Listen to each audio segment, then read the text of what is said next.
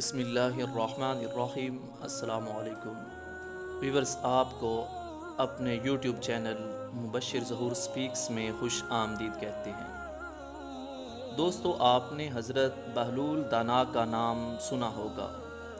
حضرت بہلول دانا کون تھے اور آپ کس طرح ایک فلاسفر سے تارک دنیا درویش اور ولی کامل بنے، اور آپ کس طرح ریت سے جنت کے محل بناتے اور فروخت کرتے، اور بعد لوگ آپ کو مجذوب اور مجنون کہتے، حالانکہ آپ تو دانا تھے۔ دوستو، تمام تر تفصیل جاننے کے لیے ضروری ہے آپ اس ویڈیو کو آخر تک ملاحظہ کریں، اور جنہوں نے ہمارے چینل کو ابھی تک سبسکرائب نہیں کیا وہ چینل کو سبسکرائب کریں اور بیل آئیکن کو پریس کریں۔ حضرت بہلول دانا 5ویں عباسی خلیفہ ہارون الرشید کے دور میں ایک فلاسفر، ولی کامل اور تارک دنیا درویش کے طور پر پہچانے جاتے تھے۔ ان کا کوئی گھر یا ٹھکانہ نہیں تھا، شہر میں ننگے پاؤں پھرتے اور جس جگہ تھک جاتے وہیں آرام کر لیتے۔ بعض لوگوں نے انہیں مجذوب بھی لکھا ہے، کیونکہ وہ عشق الہی میں گم اور ارد گرد کے ماحول سے بے خبر ہوتے تھے۔ بہت کم لوگوں کی طرف التفات اور توجہ کرتے، لیکن جب کبھی عوام الناس کی طرف منہ کرتے تو حکمت اور دانائی کی بہت ہی عجیب اور غریب باتیں کرتے۔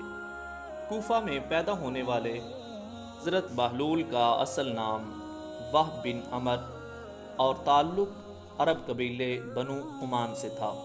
ان کے والد چھٹے امام جعفر صادق کے شاگرد تھے، لیکن کچھ وقت 7ویں امام موسیٰ کاظم کی صحبت میں بھی وقت گزارا۔ بہلول کا شمار بھی امام موسیٰ کاظم کے پیروکاروں میں ہوتا تھا۔ جب خلیفہ ہارون الرشید نے امام موسیٰ کاظم کو قید کرنے کے بعد ان کے تابعین کے خلاف کارروائیاں شروع کیں تو وہب یعنی حضرت بہلول اور کچھ دوسرے لوگوں نے امام سے قید میں ملاقات کر کے آئندہ لاہ عمل تیار کرنے کی ہدایتیں مانگی۔ امام عالی مقام نے جواب میں صرف ایک لفظ جیم لکھ کر اپنے عقیدت مندوں کے حوالے کر دیا۔ ہر شخص جیم کو اپنے اپنے انداز میں لیتا، کچھ نے اسے جلا وطن سمجھا اور بعد نے جیم سے معنی جبل یعنی پہاڑوں میں روپوشی لیا، لیکن وہب نے اسے جنون یعنی مجنونیت میں تبدیل کر دیا۔ انہوں نے اپنی شاہانہ زندگی ترک کی اور پھٹے پرانے کپڑے پہن کر گلیوں میں نکل آئے۔ خلیفہ ہارون الرشید سے ان کی ملاقات 188 ہجری میں خلیفہ کے حج کے سفر کے دوران کوفہ میں ہوئی، جس کا ذکر امام ابن کثیر نے بھی کیا ہے۔ بہلول نے ہارون کو جو نصیحتیں کی، ان سے متاثر ہو کر وہ انہیں اپنے ساتھ بغداد لے آیا، اور پھر بہلول کا ٹھکانہ بغداد کی گلیاں ہی رہیں۔ بہلول کا مزار بھی بغداد میں ہی ہے، جس کے ایک گوشے کے بارے میں یہ بات مشہور ہے کہ وہاں سکھ مذہب کے بانی گرو نانک نے چلہ کاٹا تھا۔ کہتے ہیں کہ ایک دن بہلول دریائے دجلہ کے کنارے بیٹھے گیلی ریت کی ڈھیریاں بنا رہے تھے، اور ہارون الرشید کی چہیتی ملکہ زبیدہ اپنے محل کے جھروکے سے بڑے انہماک کے ساتھ انہیں دیکھ رہی تھی۔ وہ مٹی کی ڈھیری بناتے اور پھر خود ہی اسے مسمار کر دیتے۔ ملکہ جھروکے سے اتر کر اپنی سہیلیوں کے ہمراہ دریا کنارے آ گئی اور پوچھا، کیا کر رہے ہو بہلول؟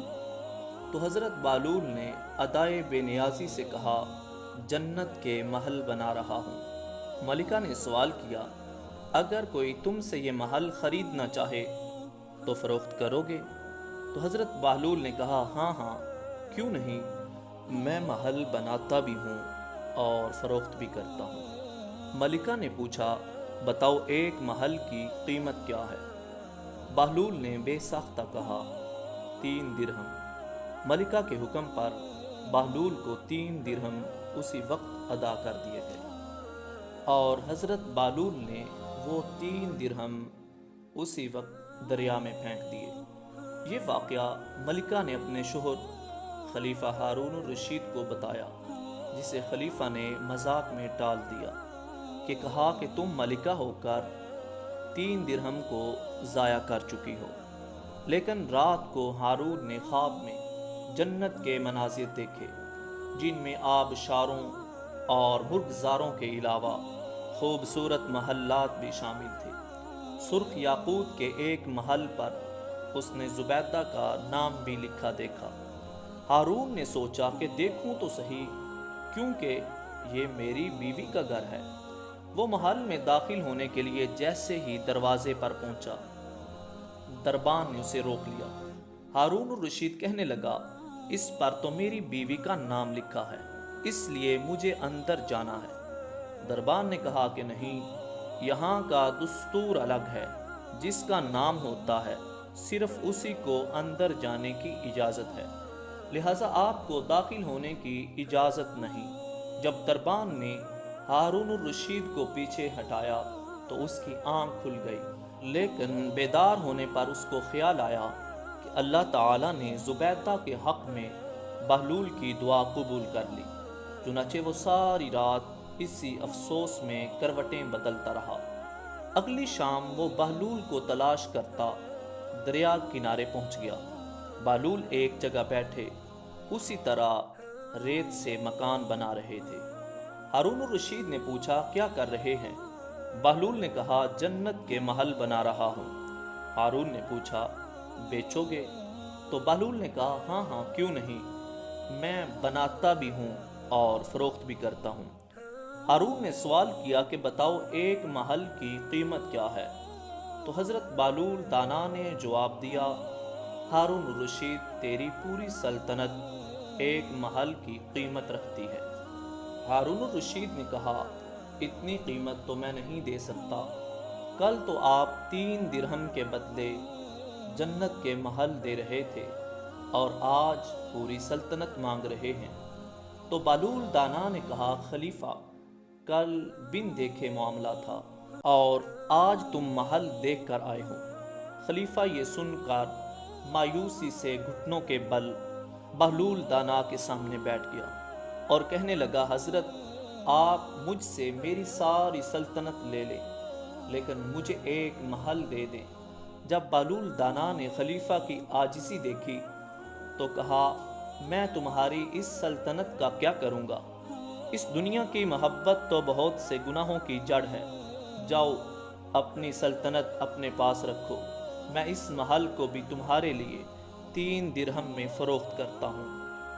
دوستو، حضرت بہلول دانا سے دانائی کی بے شمار باتیں منسوب ہیں۔ معروف بزرگ سیدنا سری سقطی فرماتے ہیں، ایک بار مجھے قبرستان جانا ہوا، وہاں میں نے بہلول دانا کو دیکھا کہ ایک قبر کے قریب بیٹھے مٹی میں لوٹ پوٹ ہو رہے ہیں۔ میں نے پوچھا، آپ یہاں کیوں بیٹھے ہیں؟ جواب ملا، میں ایسی قوم کے پاس ہوں جو مجھے اذیت نہیں دیتی، اگر میں غائب ہو جاؤں تو میری غیبت نہیں کرتی، اگر پاس بیٹھا ہوں تو مجھ سے حسد نہیں کرتی۔ اور اسی طرح دوستو، ایک دن بہلول بازار میں بیٹھے تھے کہ کسی شخص نے پوچھا، بہلول کیا کر رہے ہو؟ تو بہلول نے کہا کہ بندوں کی اللہ سے صلح کرا رہا ہوں۔ اس شخص نے کہا، پھر کیا بنا؟ بہلول نے کہا، اللہ تو مان رہا ہے لیکن بندے نہیں مان رہے۔ کچھ عرصہ بعد اسی شخص کا ایک قبرستان کے پاس سے گزر ہوا تو دیکھا بہلول قبرستان میں بیٹھے ہیں۔ قریب جا کر پوچھا، بہلول کیا کر رہے ہو؟ بہلول نے کہا، بندوں کی اللہ سے صلح کرا رہا ہوں۔ اس شخص نے کہا کہ پھر کیا بنا؟ تو حضرت بہلول دانا نے کہا کہ آج بندے تو مان رہے ہیں مگر آج اللہ نہیں مان رہا۔ دوستو، بعض لوگ آپ کی زندگی کو روحانیت کی معراج مانتے ہیں۔ امید کرتا ہوں آپ کو ہماری آج کی یہ ویڈیو پسند آئی ہوگی۔ السلام علیکم۔